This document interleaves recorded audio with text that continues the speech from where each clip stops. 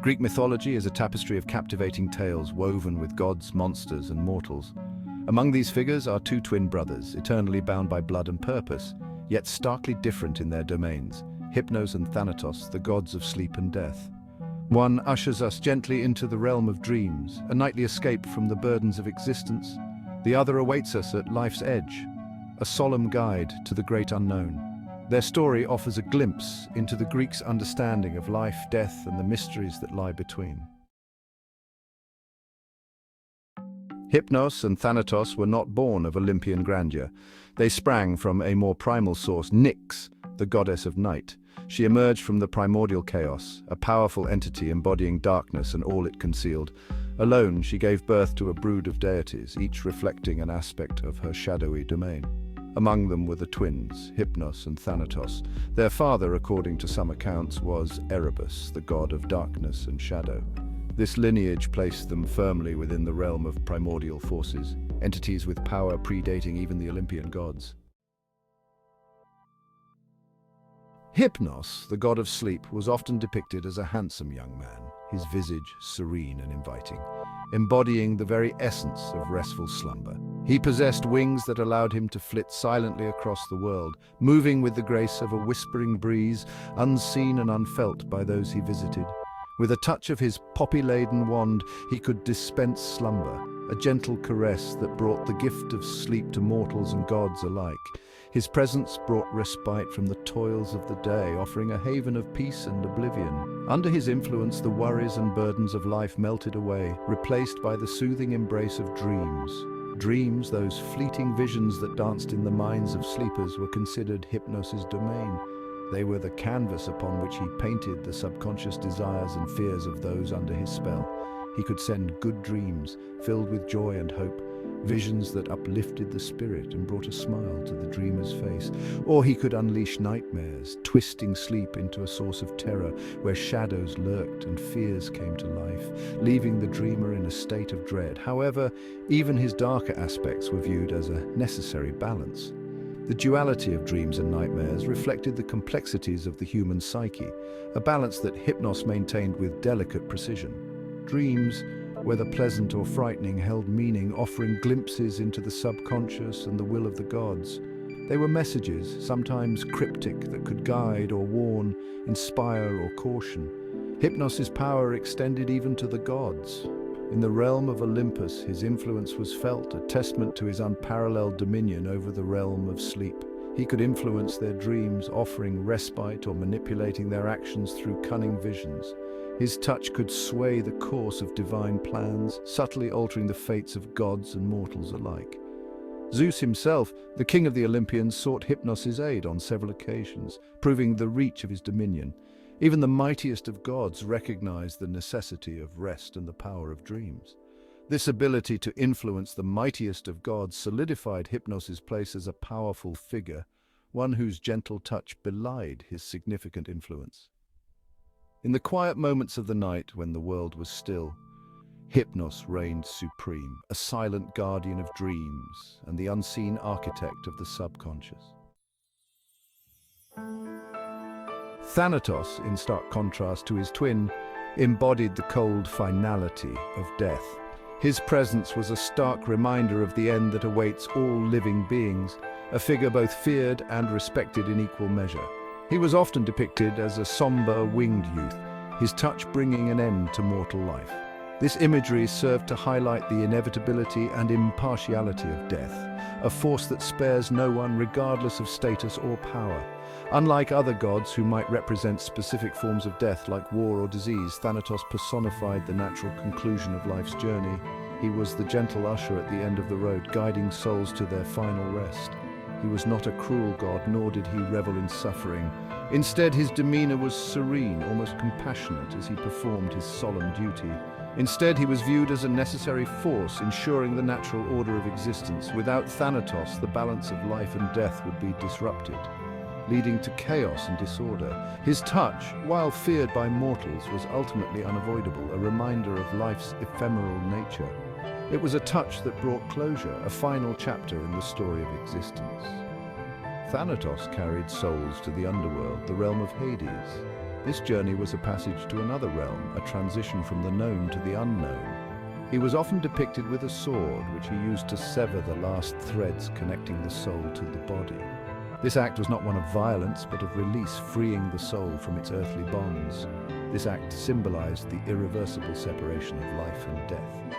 It was a moment of profound transformation, marking the end of one existence and the beginning of another. Despite his grim role, Thanatos was not inherently evil. He was a neutral figure, performing a necessary function in the grand scheme of the cosmos. He was simply a force of nature, carrying out his duty with detached efficiency, a solemn reminder of life's fleeting beauty. In his presence, one could find a certain peace and acceptance of the natural order and the transient nature of existence. Throughout mythology and art, Thanatos has been a symbol of the inevitable end, a figure that transcends fear and embodies the quiet dignity of death. His story is a testament to the delicate balance between life and death, a balance that he maintains with unwavering resolve. In the grand cycle of life, Thanatos plays a crucial role. His presence ensures that life continues, that new beginnings can emerge from endings. He is the silent guardian of the natural order, a figure of both reverence and inevitability. The myths involving Hypnos and Thanatos often highlight their contrasting natures and roles in the cosmic order. One famous story tells of how Zeus, exhausted from battle, sought Hypnos' help to slumber undisturbed. Hypnos, hesitant to anger Hera, Zeus's powerful wife, eventually agreed. This act reveals the respect even Zeus held for Hypnos and the potential consequences of disrupting the natural rhythm of sleep. In another tale, King Sisyphus, known for his cunning, managed to trap Thanatos, preventing death from claiming mortals. This disruption of the natural order angered the gods, leading to Sisyphus's eternal punishment in the underworld. The myth emphasizes the importance of accepting death as an integral part of life's cycle. These stories, while simple in their telling, offer profound insights into the Greek worldview. They emphasize the interconnectedness of life and death, sleep and wakefulness, and the delicate balance maintained by these primordial forces. Hypnos and Thanatos resided in the underworld, a realm shrouded in mystery and feared by mortals. Their home was a cave located near the river Lethe, whose waters granted oblivion to those who drank from it. This location was significant. Sleep, like the underworld itself, offered a form of temporary oblivion, a respite from the world's cares. Death, on the other hand, represented a more permanent forgetfulness, the finality of earthly existence. The proximity of Hypnos and Thanatos' cave to the river Lethe further emphasizes the intertwined nature of their domains. Sleep offered a nightly journey into a realm of forgetfulness, mirroring the ultimate journey into the underworld. This connection highlights the Greeks' understanding of sleep as a liminal state, a bridge between the world of the living and the realm of the dead. Hypnos and Thanatos, though often overlooked in favor of more prominent deities, offer a fascinating glimpse into the Greek psyche. These twin brothers, sons of the night goddess Nyx, embody two of the most profound aspects of human existence. Hypnos, the god of sleep, and Thanatos, the god of death, are often depicted together, symbolizing the close relationship between sleep and death in Greek thought. They represent the duality inherent in the human experience, the need for respite and renewal through sleep and the inevitability of death. This duality is not just a philosophical concept, but a practical reality that every human being experiences. Sleep rejuvenates our bodies and minds, preparing us for the challenges of a new day, while death, though often feared, is a natural part of the life cycle. Their stories remind us that these seemingly opposing forces are actually two sides of the same coin, essential elements in the grand tapestry of existence. The Greeks understood that without sleep we cannot function, and without death life would lose its meaning. This understanding is woven into their myths, art, and literature, offering a holistic view of life and its inevitable end. Their influence extends beyond the realm of mythology, shaping our language and understanding of these fundamental human experiences. For instance, the word hypnosis is derived from hypnos, reflecting the god's association with sleep and altered states of consciousness.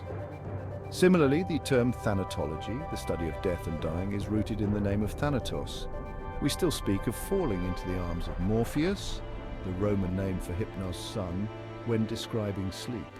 Morpheus, the god of dreams, further extends the metaphorical family tree, illustrating the Greeks' intricate understanding of the sleep cycle and its importance to human health and well-being.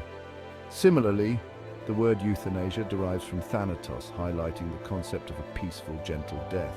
The Greeks did not view death solely as an end, but as a transition, a passage to another state of being.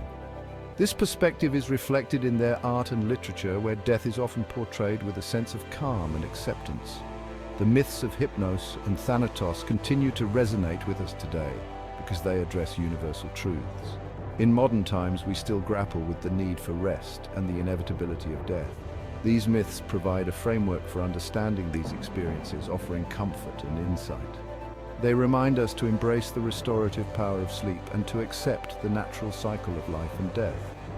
In a world that often glorifies constant activity and productivity, the myths of Hypnos and Thanatos encourage us to recognize the importance of rest and the inevitability of our mortality. In their embrace, we find not terror but a deeper understanding of our own mortality and the precious gift of existence. By accepting the roles of sleep and death in our lives, we can live more fully, appreciating each moment and the cycles that define our existence. The enduring reflections of Hypnos and Thanatos offer timeless wisdom, guiding us through the complexities of life and the mysteries of death.